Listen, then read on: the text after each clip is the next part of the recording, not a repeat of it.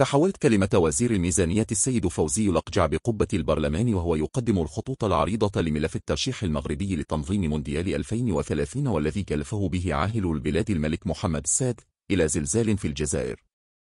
كلمة واحدة بقبة البرلمان حول الملف المغربي لتنظيم كأس إفريقيا 2025 ومونديال 2030 كانت كافية لزعزعة أركان النظام الجزائري، ليتحول فوزي الأقجع لأكبر كابوس للنظام العسكري الجزائري والحكومة الجزائرية وأبواق النظام الحاكي وكل المسؤولين على الشأن الرياضي والكروي في الجزائر، حتى تسببت هذه الفوبيا والتفكير في فوزي الأقجع ليل نهار في فقدانهم الوعي والذاكرة ونسيان تقييد المنتخب الوطني النسوي الجزائري في المشاركة إقصائيات الأولمبياد.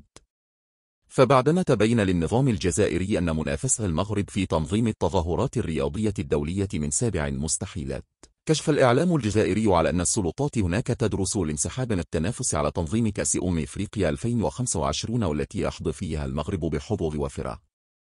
النجاحات الباهرة في تنظيم أكبر المنافسات، فضلا عن التطور الكبير في البنيات التحتية والبرمجة الثورية التي تم الكشف عنها لتغيير ملامح 5 ملاعب كبرى في البلاد، فضلا عن بناء ملعب بمعايير عالمية كبرى بالدار البيضاء، كلها معايير تزكي التفوق المغربي في كشف رهان تنظيم كأس إفريقيا 2025.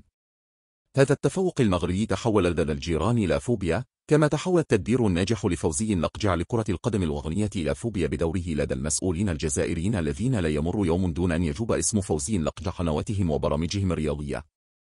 الاعتراف بالفشل في منافسة المغرب عجت به قنوات جزائرية، حيث كشفت بأن السلطات الجزائرية تدرس الانسحاب من التنافس مع المغرب لاحتضان نهائيات كأس إفريقيا 2025 خوفا من بهدلة تاريخية في التصويت قد لا يحصل فيها الترشيح الجزائري على صوت واحد.